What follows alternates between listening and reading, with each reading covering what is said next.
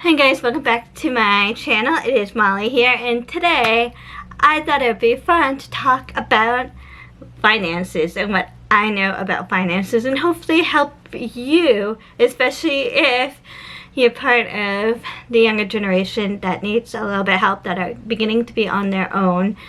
I know I'm still kind of that way even at 33. I feel like you learn anything new about finances like as you keep even growing too. So let's talk about some finances. I think it'd be so much fun. So my number one thing about finances is always have a budget. It's so great to have a budget, and you don't need to feel restricted on it too. So don't feel like it's a restriction, because it's not. A budget just tells you how much you have and how much you need to cover your costs of your living. So that means rent, utilities, if you pay for those, cable, your phone, student loans, car if you have a car, food, your groceries, your takeout food like McDonald's, Chili's, wherever you want to go, movie tickets, theater tickets, all that drives entertainment. So always be on a budget and know how much you spend each month, and that will give you a clue like, hey, I need to step back and cool it. I cannot be spending any more money. And you can tell your friends, hey, I'm on a budget. I can't come out this time. I am saying paying off student loans. I am saving for vacation. And most people will understand, because most people usually are on a budget and say, hey, I need to cool it as well.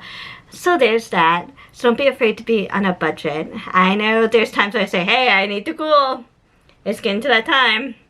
So don't be afraid to do that. And also too, I even told my two best friends the other day, hey, I cannot do this because I am trying to pay off my student loan before the deferment is gone. I only have so much left, and I would like to put that money that I have to the student loan and just be done. I don't want the interest to rack up anymore. I just want to be done with this student loan. So there's that. Another one is pay off your debt, especially with interest rates. They can be crazy. So pay off your debt as soon as you can. I know it's hard, and don't feel like you have to pay it off so fast. Remember to live your life. Your debt is just debt. We all have most likely some type of debt, especially student loans or in a mortgage. But always try to pay off your debt as much as you can. Now there's two ways that I have learned to do it. The first one, which is my favorite, is the Dave Ramsey snowball debt payoff. So what you're going to do for this is pay off the lowest amount that you have on a debt. So say you have $500 credit card debt. So you're going to pay off the $500 first, and then you're going to say you have about $2,000 left on the student loan. Then you'll take that $500 that you paid off and put that towards your student debt of the $2,000, and just keep working up how much debt you have. So, and the next one is the debt snowball avalanche. So what you're going to do for this one is you're going to calculate all your interest rates, and you're going to find the highest interest rate on the debt that you have. So say you have a 18% interest rate on a credit card, and then you only have a 5% interest on your student loans. So what you're going to do is you're going to get rid of, doesn't matter the amount, the total amount of debt. So what you're going to do is, so you're going to pay off that credit card debt, because that is the highest interest rate. You want to get rid of that. Just wipe it away as much as you can each month. Just chip at it. Then once you pay that off, you want to pay off that student loan, the 5% interest rate student loan. And then you just keep going and going and going. Those are two ways of paying off debt that I know how. Like I said, I prefer the Dave Ramsey snowball, because it gets you going. It's like, hey, yeah, let's keep going. Woohoo, I paid off that one. Let's keep going. But a lot of people like the debt snowball, because you sometimes do save money on interest. The debt avalanche, I'm sorry, because you do save some money on interest. But there's that. The next one, have a side hustle, because you need to have two forms of income coming in. It's great to have two forms of income. Now, I have two jobs, one full-time and one part-time. I also do like puppy sitting, babysitting, and I do swag bucks. I just try to get as much money flowing in as I can, because you never know what's going to happen. It's crazy world, especially now with everything going on. Always have a side hustle that you can just make some money off of it. And you can only do it for like an hour a week, or, you know, like 2 hours on the weekend. Hey, Saturday, I'm going to babysit. I'm going to make some money babysitting. Oh, Friday night. Oh, you want me to wash your car? I'll wash your car for such amount of money. Yeah, bring it over. Well, I'll wash it. Hey, I'm going to go work on Amazon for a couple hours on a Saturday or Friday night, you know, or Thursday night. Make some money. Having extra money never hurts. And again, the more you work on your side hustle too, the better you can have for references, for if God forbid you lose your job, and you know, you have that extra income. You can be like, hey, I at least still have this much money coming in. So, and then the next one, save for retirement. I know, especially now with the market, it is so crazy. I haven't even looked at my retirement account, and I only have like 80 bucks in it because I just started my retirement account. But you should have a retirement account. Don't even, like I said, you don't even need to look at it right now because the market's just so crazy. But have a retirement account and ready to go. Even like me, I put $5 each paycheck aside in my retirement account. Even if it's $5-10 a month, it adds up. Especially too if it's employer sponsored and they give you extra money putting in that retirement account. Just go for it. You never know, and it can add up. I've already seen it adding up, and it's like, ooh, that's nice. And you're gonna be so thankful when you hit that retirement age that, hey, at least I put this money aside. Don't be afraid of the future. And that's what I feel like a lot of people are afraid of when it comes to finances, is the future. Because it's, especially right now, it's unknown. But that's okay. What we're going to do is we're going to save a little bit for retirement and make sure we can live a little comfortable in retirement if possible.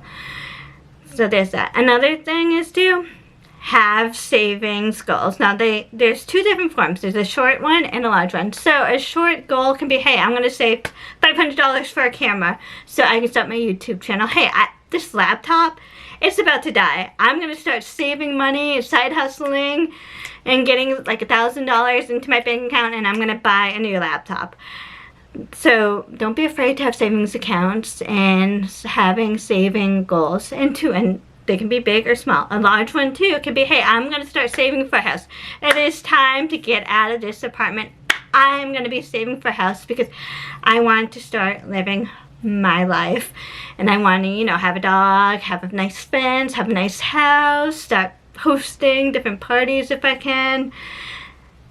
Have savings goals, and you'll feel a lot better when you achieve them too. When I saved for my laptop that I bought for myself for my birthday, because I said last year, hey, I'm saving $1,000 for a laptop, and it's gonna be my birthday present / Christmas present to myself, because Christmas is December and my birthday's in January. So I was like, I'm just gonna save some money aside every so often and just start saving for a new laptop, because my old laptop was just dying. It was time for it to go. So no different. And two, it can also be, hey, I need to be able to cover this medical procedure that I need. I'm going to start saving some money because, say, it's going to happen in the fall. So we're going to save a little bit of money for the fall for this medical procedure that I need. Especially too, I'm going to be needing a medical procedure coming up soon for my teeth. So right now I'm saying, hey, okay, so I have my student loans that I want to pay off. And then I need to start saving for this teeth procedure. So we're going to be doing that. Next thing, dude, don't be afraid to learn about finances. Get books. My favorites are, let's see, I don't even, I have so many favorites. We'll do a podcast. My favorite podcast is The Financial Confessions with Chelsea and with the Financial Diet. Great YouTube channel as well to get started. She has a lot of basic information on that channel and her team as well. Also too, I know it's a little different, but the Minimalists, they talk about a lot about finances as well, and to like saving goals and all that, and to like the Dave Ramsey podcast and the Dave Ramsey book, To Total Money Makeover. There it is.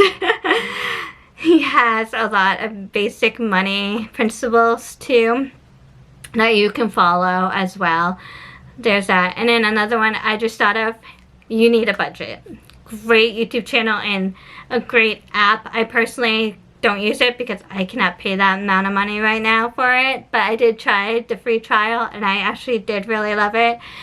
Even if you don't use the app, the YouTube channel is great for it, and the website is great as well. Their blogs as well. It's just so much information, and again too, they teach you everyone is different too, and everyone is on a different budget, has different savings goals, and that's okay because we're all different and we're all learning about money. We all have different incomes coming in and out.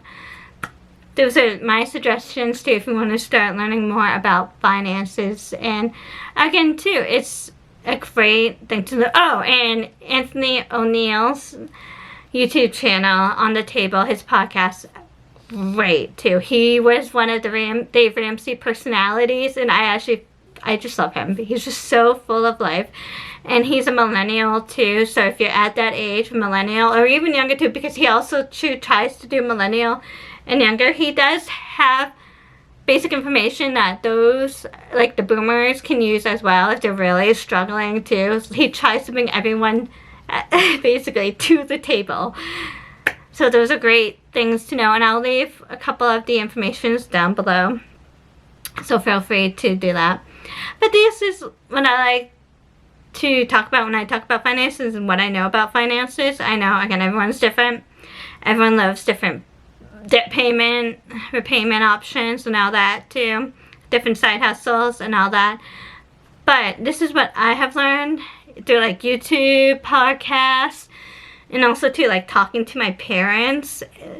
Talk to people about it. Talk to your parents, your best friends. I've even recently started talking to my best friends about finances too, because one of them is just so comfortable about it. The other, she's a little shy, but she's getting there. She is getting there.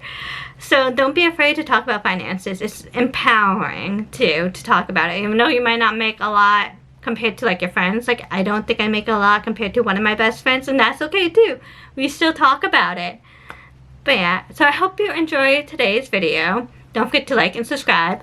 Feel free to tell me your favorite thing about finances maybe. Like, do you have a certain subject you like? Do you have a favorite debt payment that you like, pay off? Anything, or even if you want to tell me something that you learned too. Because I do love learning about finances. Leave it down below, and I'll see you guys in the next video. Bye!